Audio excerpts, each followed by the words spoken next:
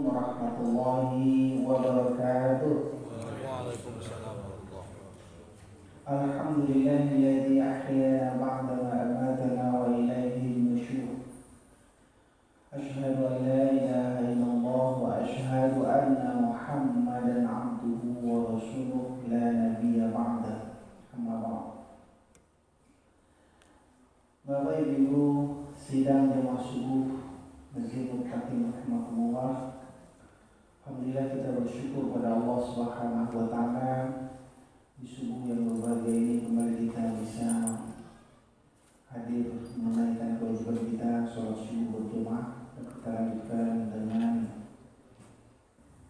taujih dan membedah buku yang biasa kita lakukan, yaitu Minhajul Abidin, jalan para ahli ibadah menuju Allah Subhanahu wa taala. Kita review sedikit ya, karena kita sudah hampir akhir menyelesaikan kajian buku ini untuk menuju Allah Subhanahu wa taala. Ada tahapan-tahapannya, langkah-langkah yang harus dilakukan. Dan itu sudah kita kaji semua. Mulai dari tahapan pertama, yaitu kita harus mempersiapkan ilmu dan makrifatnya kepada Allah Subhanahu wa taala. Langkah kedua taubat. Langkah tahapan ketiga mengenali godaan-godaan. Ada 4 godaan. Godaan pertama adalah godaan dunia, kedua godaan manusia, ketiga godaan syaitan, yang keempat godaan hawa nafsu. Keempat itu harus kita kenali, karena itu yang akan menjadi godaan-godaan kita untuk tidak beribadah menuju Allah Subhanahu wa taala. Mengatasi itu adalah dengan takwa, itu tahapan berikut. Selanjutnya harus mengenali kendala-kendala di dalam jalan ibadah tersebut. Rintangan-rintangan, di antaranya adalah rintangan rezeki dan tuntutan hawa nafsu, keinginan-keinginan rendah duniawi, kemudian ragu-ragu terhadap Allah Subhanahu wa taala, selalu khawatir. Ketiga, salah dalam memahami takdir, qadar. Yang keempat adalah musibah dan kesulitan hidup, itu kadang menjadi kendala. Kemudian tahapan yang selanjutnya adalah harus ada dorongan dan motivasi, khaufan wa tama, rasa takut dan rasa harap. Ini sudah kita terangkan panjang lebar. Tahapan berikutnya adalah menghindari faktor-faktor perusak ibadah. Banyak faktornya, tapi di sini dalam kitab ini khususnya dititik tekankan kepada 2. Yang pertama adalah riya, yang kedua adalah ujub. Ya. Kemudian tahapan selanjutnya adalah ini yang terakhir sekarang tadi, mengenai pemahaman tentang pujian dan syukur. Pujian dan syukur. Mana pujian dan syukur? Nilai sebuah pemberian, ya. Dan kita tadi kemarin ya, bagaimana seekor sapi menilai emas 2 kilo, 1 kilo dengan sekarung rumput. Bagi dia yang bernilai adalah rumput sekarung daripada emas, karena dia tidak tahu nilai emas. Dengan anjing, tulang sisa dengan sekilo emas, pasti bagi anjing yang bernilai adalah tulang busuk itu. Kemudian sekarang terakhir untuk ini, kita mengenali ya hasil, ya, kesimpulan. Kalau semua jalan ini kita lalui, maka akan insya Allah kata Imam Ghazali 40 40 kemuliaan di dunia dan akhirat. Nanti dia terangkan di sini, ini bukan hanya cerita kan, tapi beliau menyampaikan paling tidak 20 dunia, 20 akhirat akan didapat oleh seorang hamba. Ini kan dia dikasih. Apa yang akan didapatkan oleh seorang hamba apabila menjalani tahapan-tahapan tadi itu dengan benar? Yang pertama, untuk di dunia dulu, dia dunia akhirat yang didapatkan oleh kita. Yang pertama adalah Allah Subhanahu wa Ta'ala akan selalu mengingat kita di dunia ini. Yazkurullah yazkurkum wa yuthabbit aqdamakum. Kalau kamu selalu ingat kepada Allah dengan menjalani tahapan-tahapan ini, insya Allah engkau akan selalu dalam ingatan Allah Subhanahu wa Ta'ala, dan Allah akan teguhkan keadaan keimanan, dan engkau akan dijaga oleh Allah Subhanahu wa Ta'ala. Yang kedua, Allah Ta'ala akan memuliakan, akan mengangkat tinggi derajat orang kita. Allah SWT mengatakan di dalam Al-Quran, sesungguhnya yang paling mulia di antara kamu adalah orang yang bertakwa. Inna akramakum indallahi atqakum. Karena tahapan-tahapan inilah tahapan-tahapan ketakwaan.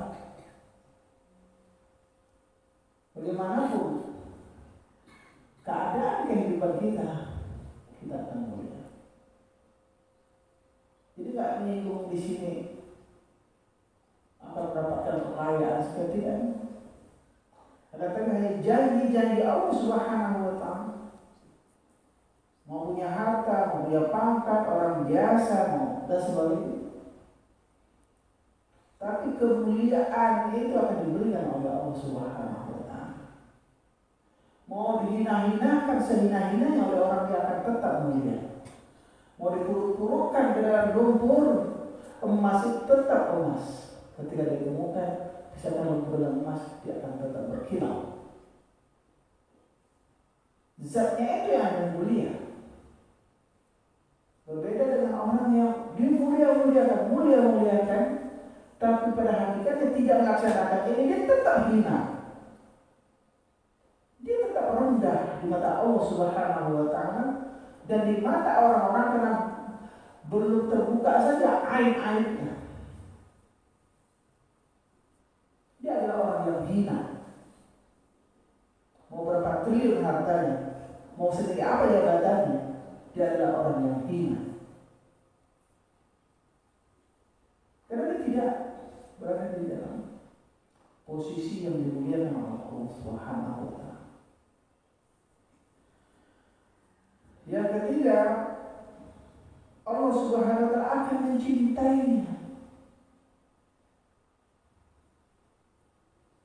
Ini ayat ini banyak. Kita hanya menyimpulkan apa yang disampaikan oleh Muhammad. Semua yang disampaikan oleh Muhammad itu adalah dari ayat-ayat Allah Subhanahu wa Ta'ala. Wahai Allah akan mencintai siapa? Yang jelas orang yang tidak berada di dalam ini pasti tidak dicintai oleh Allah Subhanahu. Nabi yuhibbul muhsinin. Inna Allah la yuhibbu kulla mukhtalin fakhur. Masalah cinta, siapa yang cinta Allah Subhanahu? Orang-orang yang berbuat kebaikan, orang-orang yang bertakwa. Tapi inna Allah la yuhibbu kulla mukhtalin fakhur. Allah pasti tidak cinta kepada setiap orang-orang yang sombong, orang-orang yang selalu membangga-banggakan diri, hanya bertentangan dengan jalan yang sudah kita sampaikan kemarin. Jadi kalau kita berada di jalan ini, kita akan diberikan kecintaan oleh Allah Subhanahu wa Ta'ala. Allah mencintainya. Betapa besar anugerah dan betapa tinggi kehormatan seorang yang dicintai oleh Allah Subhanahu wa taala. Nah, mendapatkan kecintaan Allah yang harus kita rebut kalau kita ini mulia. Yang keempat, Allah Ta'ala akan mengurusi dan memecahkan semua masalah dan kesulitan yang dihadapinya. Jadi kesulitan-kesulitan kita bukan berarti kita ini terbebas dari berbagai rintangan dan kesulitan. Tapi akan Allah berikan apa? Yang akan Allah berikan adalah kita bisa mengatasinya. Kita bisa ada jalan keluar dari kesulitan kita itu. May yattaqillah yaj'al makhraja. Siapa yang mau berada di jalan Allah ini, berada di jalan takwa ini, Allah akan mencarikan setiap kesulitan yang dihadapi makhraja, solusinya, jalan keluarnya. Banyak hutang, dapat tekanan, dapat macam-macam kesulitan, dimusuhi. Bukan berarti memang tenang-tenang, tidak ada permasalahan. Masalah banyak, tapi Allah berikan jalan keluar dari setiap masalah. Kalau tidak berada di jalan ini, tak ada masalah pun jadi masalah. Kan ada apa? Kalau tak masalah, tak jadi masalah. Tapi kalau berada dalam masalah besar, ada jalan keluar dari masalah itu. Di dunia ini, 20 pertama ini di dunia, yang akan diberikan oleh Allah Subhanahu wa taala. Sehingga kebahagiaan itu sudah mulai di dunia diberikan oleh Allah Subhanahu wa taala. Tak ada satu pun janjinya kalau akan mendapatkan harta banyak. Jadi masalah banyak, tapi bisa kita solusi dari masalah itu diberikan oleh Allah Subhanahu wa taala. Orang yang terkurung di gua, kemudian bisa keluar. Seperti itu kira-kira sulit dan rumit. Jadi masalah-masalah kita ini adalah, tapi kalau kita kayak masalah kecil jadi besar, karena kita mengalami itu, melihat tak ada masalah. Kerja, waktu saya menghadapi kerja di sektor, gaji puluhan juta, anak raja-raja, foto bakile, orang putri Raja Tarui, tapi masalah. Mau pisah itu susah hidup. Nah, ketika kita berikan jalan ini, barulah keluar dari permasalahan-permasalahan. Permasalahan sepele. Tidak dihadapi dua-duanya, apa masalahnya? Dia kurang perhatian sama saya, Pak. Dari paginya Pak pergi, nanti pulang-pulang bukan saya diperhatikannya, main HP aja, tidak ada peduli dengan saya. Chatting pula dengan perempuan. Nah ini, tanya ke apa itu? Kecil masalah Pak. Apa pula yang tanyalah aku dengan istri saya Pak. Semua gaji-gaji saya kasih sama dia. Apa yang di atas nama dia? Apa kurangnya saya lagi? Tapi janganlah dalam masalah saya pribadi-pribadi kayak begini. Masalah dia semua. Tak ada masalah. Tadi cari-cari masalah. Nggak ada masalah besar. Tapi orang yang berada di dalam jalan Allah Subhanahu wa taala, besar masalah itu jadi kecil. Ada jalan keluarnya. May yattaqillah yaj'al lahu makhraja. Yang kelima, Allah Ta'ala jamin rezekinya. Bukan kaya, rezekinya itu yarzuqhu min haitsu la yahtasib. Allah akan berikan dia rezeki tak tahu ada rezeki. Gitu. Dari jalur yang tidak dikira-kira. Ada orang gajinya 50 juta. Susah hidupnya, tak cukup 50 juta. Sebenarnya dia butuhkan 80 juta, kurang 30 juta. Ada orang gaji 650 ribu, tapi cukup aja, tak ada utang-utangnya. Disapa gitu, tenang aja dia. Aduh saya, alhamdulillah, masya Allah, gembira aja muka dia. Berapa gajinya? 650. Tak utang lah. Itu dari mana mencukupinya?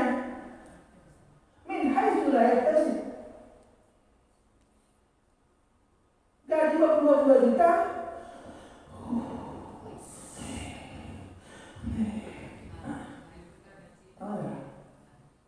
Keberkahan. Kita pun lagi berkah. Wa yarzuqhu min haitsu la yahtasib. Berikan rezeki dari jalan yang tidak diperkirakan. Selesai. Nah itu. Tapi yang payah, sudahlah rezeki itu payah, tidak ada bertakwa. Itu apa ya? Keluh kesahnya itulah yang nyusah orang kadang-kadang, bukan kadang-kadang, tapi menyusah orang. Kenapa kalau orang kayak begitu? Sedangkan kaya aja orang kayak gini, tidak cukup-cukup ya, apalagi miskin. Kekurangan terus. Tentu ya rezeki lain, paling takwa tidak penuh. Nah, tanggungan.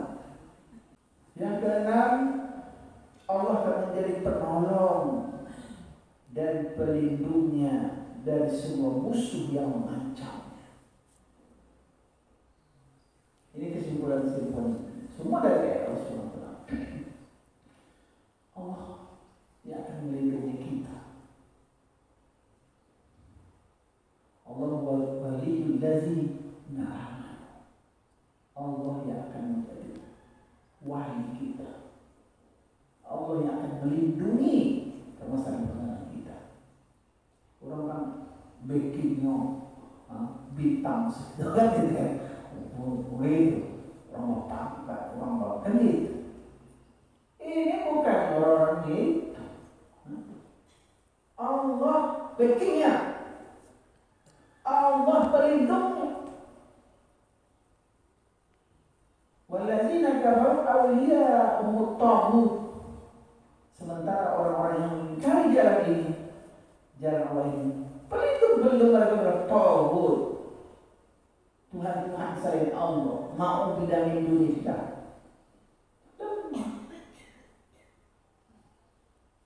Suatu saat akan terhina. Tapi kalau backingan kita itu, pelindung kita itu Allah yang tidak pernah akan runtuh. Sekarang orang yang korup hebat. Sekarang namanya Sambo. Aku bunuh orang itu oke, tak bisa kena oleh jeratan hukum. Menjadi Tuhan langsung banyak. Jadi dating namanya. Kalau kita cari selain Allah, dia akan rapi. Dia akan lapuk, lemah.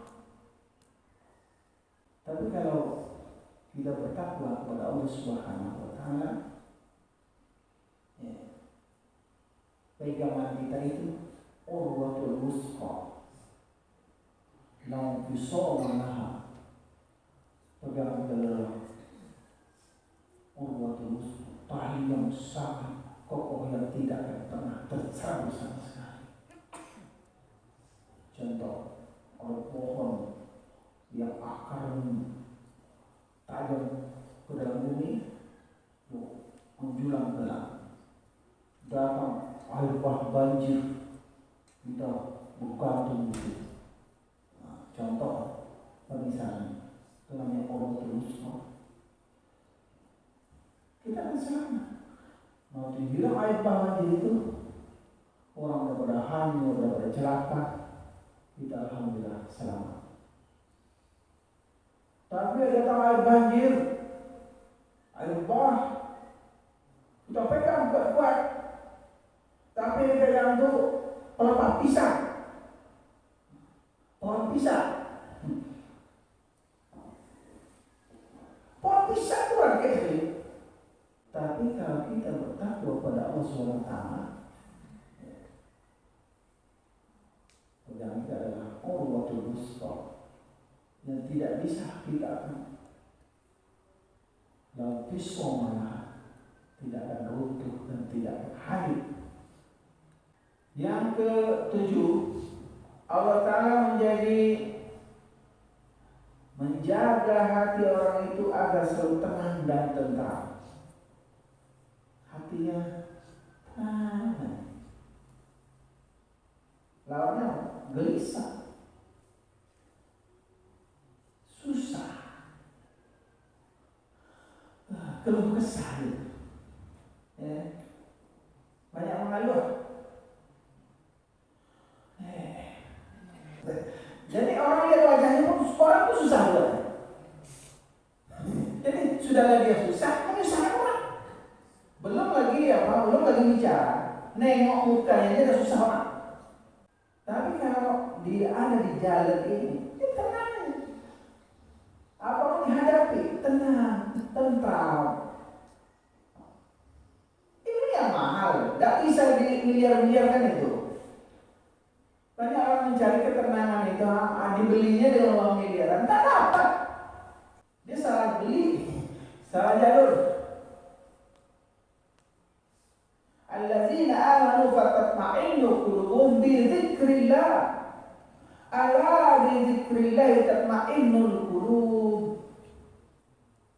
Orang-orang beriman itu alladzina fatatma'innu pasti akan tenang, tentram hati mereka. Dengan apa? Bi dzikrillah. Dengan jalan ini ingat kepada Allah SWT.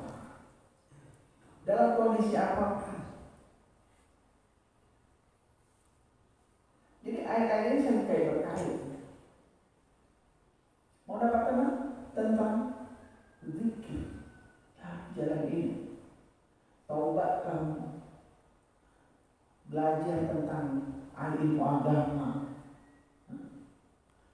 cari apa godaan-godaan yang ada, hindari godaan-godaan, lawan dengan ketakwaan. Tapi itu sebenarnya yang diajarkan itu. Jalur ini aja. Kenali kendala-kendala dalam ibadah ini. Singkirkan kendala-kendala itu. Ada rasa motivasi, rasa takut kalau tidak dapat surga, rasa takut kalau lalai ibadah.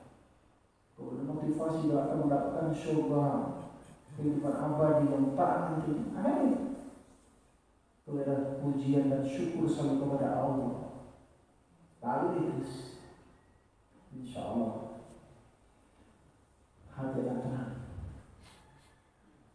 tentram. Nah, kesalahan manusia itu dia merasa akan hebat, akan tenang, akan bahagia kalau dia punya triliunan harta dunia. Baru-baru ini ditemukan kerjanya itu di pengadilan dan pengadil itu emasnya dia uang itu miliar-miliar dulu ternyata ya Allah sangkanya duit itu akan bikin dia tenang. Itu yang menggelisahkan, menyusahkan dia. Padahal dia ambil aja gaji yang halal dia tenang itu ibadah kepada Allah itu. Ini kan tidak.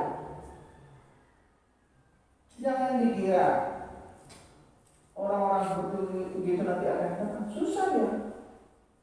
Tak akan tenang itu. Tapi harta itu nggak diketahui di rekening, ketahuan dari mana teh. Akhirnya di dalam kamar kok ada kayak gitu, hati tak jauh, tak tenang. Di mana letaknya? Dia buat di nama orang lain, di layan orang. Jadi banyak masalah tuh. Akhirnya di rumah aja lah, diperiksa KPK, emas berpeti-peti, berkilo-kilogram emas murni, uang bermiliar-miliar, jadi triliun dia punya. Akhirnya di dunia terhina. Luar biasa. Apa pelajaran-pelajaran ini kadang enggak jadi pelajaran bagi manusia. Tetap menyangka kalau harta itu membahagiakan dia, mengangkat derajatnya.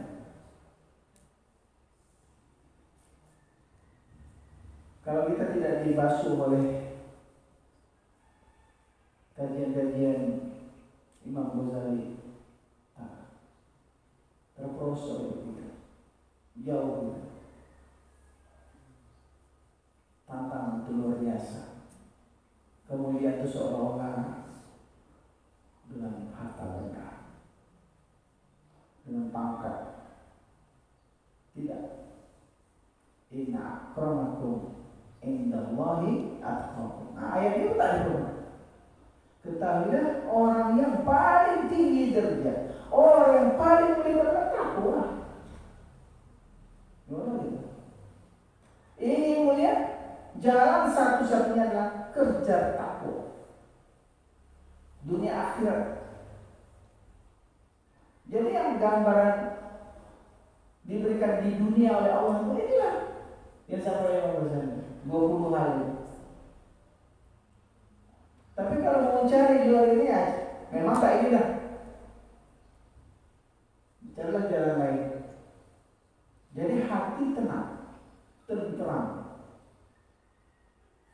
Gimana menggambarkannya itu? Hati yang tidak bergalau.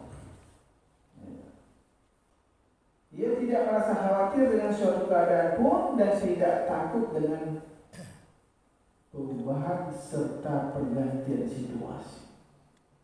Apapun yang terjadi tenang, tetap stabil, ya, tidak tergoyahkan oleh kondisi. Ini bawa aku turun, khawatir, tak ada, tenang. Itu yang dijadikan Allah Subhanahu wa Ta'ala, sehingga dia selalu bisa tersenyum. Gambaran dari ketentraman hati. Yang kedelapan, Allah menganugerahkan padanya status dan kehormatan tinggi. Maka ia tidak akan merendahkan diri dengan cara mengabdi kepada dunia dan penghuni-penghuninya.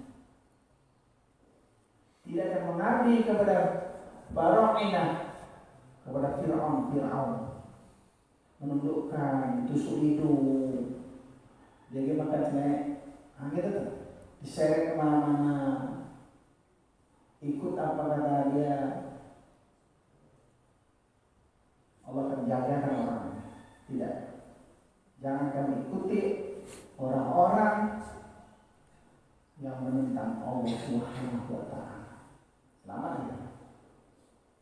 Ini hanya untuk sesuap nasi. Apa kata orang itu ikut? Mau dijerumuskan, jerumuslah. Allah selamatkan. Bahkan dia tidak rela dilayani oleh para pembesar dunia itu. Hati-hati juga. Kadang-kadang kita diumpan. Kita jadi pelayan-pelayan, orang-orang pembangkang Allah Subhanahu wa Ta'ala, dan itu tercipta dari sendirinya dengan kondisi, tidak bisa menghindarkan diri. Nah, seperti itu. Hati nurani dikorbankan. Kesembilan, Allah memberinya kemurahan hati dan keperkasaan sehingga terhindar dari melumuri diri dengan kotoran-kotoran dunia dan penduduknya. Juga tidak menoleh kepada perhiasan-perhiasannya, permainan-permainannya, seperti halnya orang-orang yang cerdik menghindari permainan yang sia-sia. Kalau kita berada di jalan ini, kita akan diberikan hati yang pemurah, akan dihindarkan dari perkara-perkara perhiasan-perhiasan yang menggoda-goda ini. Hati kita terjaga, hati kita akan penyanyi, suka untuk memberi, begitu. Dan memberi itu karena Allah Subhanahu Wa Taala, bukan karena sesuatu, bukan karena dapat imbalan dunia, tapi adalah kasih sayang Allah sehingga hati kita menjadi orang yang pemurah, penyayang, penyayang sama orang. Sayang sama keluarga, sayang sama istri, sama anak, sama suami, seperti itu. Yang ke-10, Allah Ta'ala memberinya kekayaan hati. Ya, memberinya kita tahu ya, apa kemurahan hati, kekayaan hati, berarti hati yang kaya. Ya. Maka yang menjadi orang yang paling kaya dari semua orang kaya di dunia ini. Ia akan senantiasa baik jiwanya dan lapang dadanya. Syarhus sudur, lapang dada. Yang menyebabkan kita susah itu apabila sempit dada.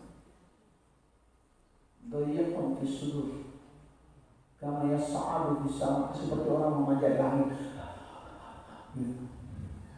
Dada sempit. Pemberang, kasih gua, pokoknya tidak ada kelapangan itu. Pokoknya nengok orang itu jojo aja, benci aja ke orang. Orang salah sebenarnya, yang benar itu sunahnya. Tasik gua, sekene, tasik gua. Tapi kalau berada di dalam hati itu apa?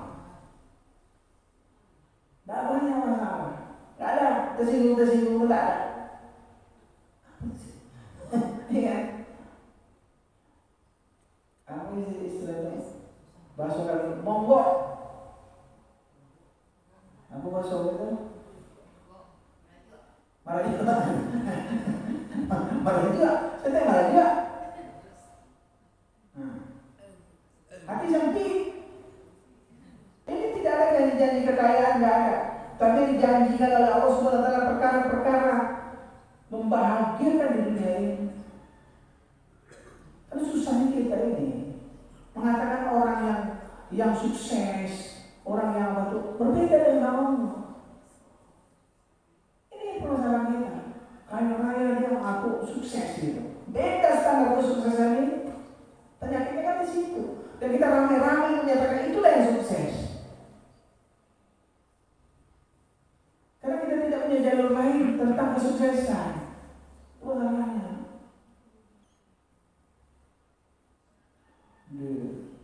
Hebat, sukses sama ini pegawai, ini rumahnya dapat tinggi.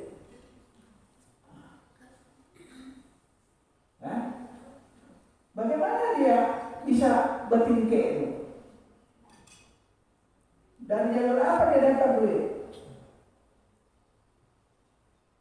Apakah suap menyuap korupsi? Yang penting rumahnya bertingkah, fotonya berkile. Nah,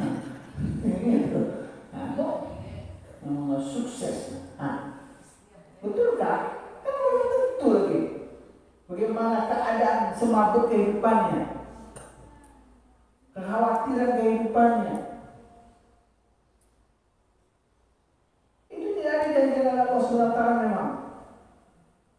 Tapi yang dijadikan ketenangan hati, ketentraman, lapang dada, tidak sempit, ada. Kalau saya berhenti mengaji, godaan juga, godaan duniawi, godaan syaitan, godaan hawa nafsu, godaan manusia. Oh, tiap hari. Awak berhenti mengaji. Tidak tergodaan lo. Lo perlu sikit. Kalau tak berpiti, ya tak ada lo tergodaan lo. Tapi kalau piti selamanya, gitu lah. Tidak perlu sikit. Tambui. Betul tak lo? Kalau kita tidak menempuh jalur ini, terjerumus ke jalur yang lain, yang tak ada jaminan keselamatan di situ. Jadi kemurahan hati, lapang dada. Yang ke-10, tadi ke-10 ya. Jadi tadi yang ke-10 itu adalah Allah memberikan kekayaan hati. Yang ke-9 itu kemurahan hati. Yang ke-10 kekayaan hati. Hati kaya, lapang dada. Yang ke-11, Allah Ta'ala memberinya cahaya hati. Hati yang bercahaya. Dalam Al-Quran harus hati. Jadi kalau kita bersihkan hati kita, dia ada namanya qalbun nurani, hati yang bercahaya. Kalau istilahnya qalbun rabbani, qalbun ruhani, yang dia akan langsung tembus kepada Allah Subhanahu wa Ta'ala. Tapi kalau tidak ada di jalur ini, itu hati itu penuh terlumuri oleh dosa-dosa hitam-hitam yang menghambatnya, sehingga qalbun nurani yang ada di dalam itu terhambat kepada nurnya, kepada Allah Subhanahu wa Ta'ala, tertutup, sehingga tidak punya hati nurani lagi. Ingat tak? Kan sering kita dengarkan, tidak ada hati nurani, hati cahaya ini tidak ada itu. Bukan tidak ada, dia ada tapi ditutupi oleh dosa-dosa. Karena bahasa kita ya, hati nurani, hati apa? Hati nurani, itu hati. Awak ngecek, tidak ada hati nurani. Hati bercahaya itu tidak ada lagi karena ditutupi oleh dosa-dosanya, oleh dunia, hawa nafsu, setan-setan, kemungkaran-kemungkaran yang dilakukan. Hati cahaya itu hilang, tidak menembus lagi kepada pemiliknya di langit sana. Kalau kita kaji lagi kitab Ihya Ulumuddin, itu panjang lagi kajian. Hati nurani, hati cahaya. Dengan cahaya hati itu dia dituntut kepada ilmu-ilmu, rahasia-rahasia, hikmah-hikmah yang orang lain tidak memiliki akses ke sana, meski sudah berupaya dan sangat keras dan menghabiskan umur untuk itu. Aksesnya langsung kepada Allah. Ke-12, ini seperti terulang-ulang ya, tapi karena di dalam apa itu dia hampir tipis tuh. Diberikan kelapangan dada, ia tidak merasa sesak dengan ujian dunia dan musibah-musibahnya. Besar musibah itu, tapi dia tenang. Ya, karena Allah yang menenangkan dia dengan ketakwaan itu. Orang kalau dia tidak tahu itu, datang musibah. Jadi orang dapat musibah, yang kita kira orang itu hina. Apalagi orang-orang kita sekarang yang ada di Gaza, terbunuh ini semua, bunuh-bunuh. Nah gitu. Mereka secara pribadi orang paling beruntung. Nasib kita kita nggak tahu kan. Yang perlu dikasihani diri kita ini. Jangan salah kasihan kita. Hati awak sasak, ini panik, mati masuk neraka. Kasihan. Dosa banyak. Musibahnya banyak, tapi dia tenang menghadapi itu. Itu yang dijanjikan oleh Allah Subhanahu wa Ta'ala. Juga bagaimana cara sikap manusia dan tipu daya manusia terhadap dirinya, Allah Subhanahu wa Ta'ala akan jaga dia. Tenang. Ke-13, dihormati dan disegani orang lain. Bahkan seorang penguasa yang zalim pun segan. Otomatis ya. Tapi kalau kehormatan dicari-cari, cari kehormatan itu dengan berbagai cara, ya itu apa kan terhormat? Supaya dihormat itu cari-cari jabatan. Bagaimanapun caranya, dibanyak-banyakan ajudan,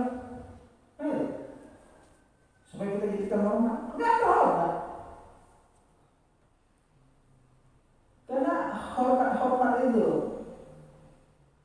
walaupun dia di manapun berada, yang lainnya bisa hormat sama dia. Tinggal hanya mentakwakan aja diri. Orang-orang yang tadi itu akhirnya ada hormat kepada dia. Jadi jangan gila hormat lah intinya. Biarkan Allah yang memberikan kehormatan kepada kita kalau kita seperti itu. Nah, itu yang baik. Memang untuk terhormat itu baik. Tapi kalau dihormat-hormatkan, dibuat-buat supaya jadi kaya orang terhormat, asli tidak terhormat. Kaya terhormat bisa jadi dapat. Ya, tapi asli terhormat belum tentu. Jadi nggak usah dipaksa-paksakan jadi orang terhormat.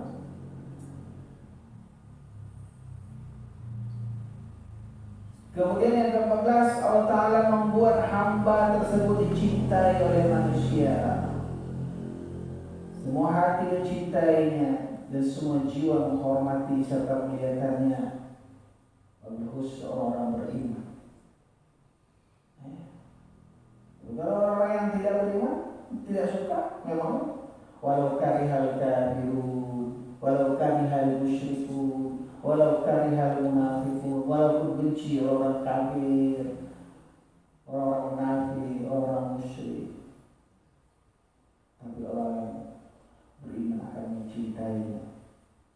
Allah Ta'ala membuat hamba tersebut dicintai oleh orang yang beriman. Semua hati mencintainya dan semua jiwa menghormati serta memuliakannya. Dunia orang yang beriman dan beramal soleh, kalau Allah yang Maha Pemurah akan menanamkan dalam hati mereka rasa kasih sayang. Ke-15, kita yang untuk dunia aja dulu ya. Saya jadi kemarin sekali lagi ya, tapi kayaknya jangan diburu-burukan aja sekali lagi lah. Itu yang 20 akhirat. Terus sekali lagi kita bertemu satu buku ini.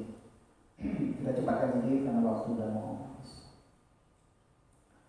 Ke-15, ia akan memperoleh berkah. Dulu pernah kita tadi berkah, al-barokah, ziyadatul khair, bertambah-tambahnya kebaikan. Apa yang berkah, jiwa yang berkah, perkawinan yang berkah, rumah yang berkah. Kan gitu. Apa berkah? Selalu ada kebaikan di situ. Kalau kita punya harta itu banyak yang dapat kebaikannya. Kalau kita punya rumah kita itu banyak kebaikan di situ ada. Kalau kita panjang umur kita itu banyak orang dapat kebaikannya. Itu namanya berkah. Makanya Rasulullah itu mintanya berkah gitu. Dalam doanya dia bilang berkah. Allahumma barik lana fi Rajab wa Sya'ban wa balighna Ramadan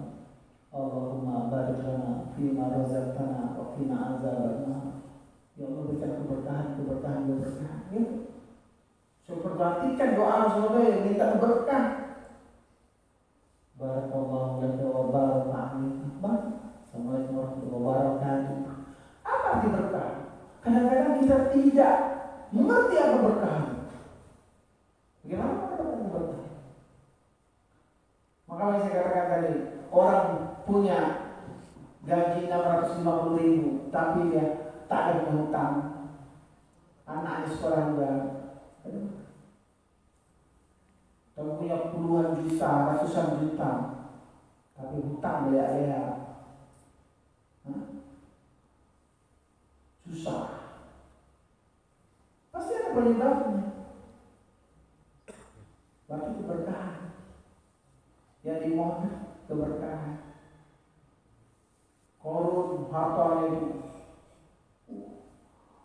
kunci gudang hartanya yang puluhan ekor unta bawaannya, kuncinya itu. Tapi orang-orang di sekeliling dia itu susah semua, payah makannya, kurus badannya, tak mendapatkan apa-apa dari harta korun. Capek bekerja sehari dikasih sedikit sama korun, saat hartanya ditimbun oleh Allah Subhanahu wa Ta'ala. Tidak berkah. Tidak ada orang lain dapat kebaikan dari apa yang dia miliki. Ya, jadi berkah penting. Yang memperoleh keberkahan pada semua yang ada padanya. Tak banyak tapi berkah. Pernah saya ceritakan dulu, ya, Rasulullah SAW ketika perang Khandaq, seorang sahabat hanya bisa melayani dengan 6-7 orang. Ternyata dapat satu kampung makan dengan berkah. Nasi satu bungkus di berapa? Makanlah sebungkus. Kanyang apa? Berkah, ya kan? Jadi berkah ini harus kita pelajari juga. Karena itu akan diberikan oleh Allah, dijanjikan oleh Allah. Apa itu berkah? Dari salah satu dari 20 itu berkah.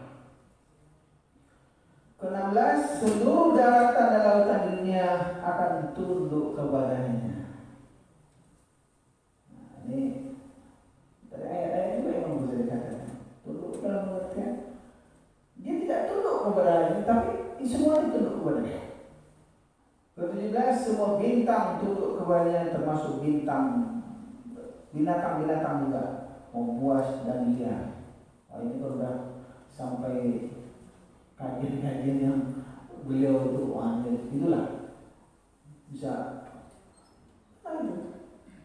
Namanya Zainab Al-Ghazali, seorang pejuang wanita di Mesir, ya, seorang da'iyah, ditangkap di penjara, dimasukkan anjing buas, anjing galak ke dalam penjara itu untuk mencelakainya.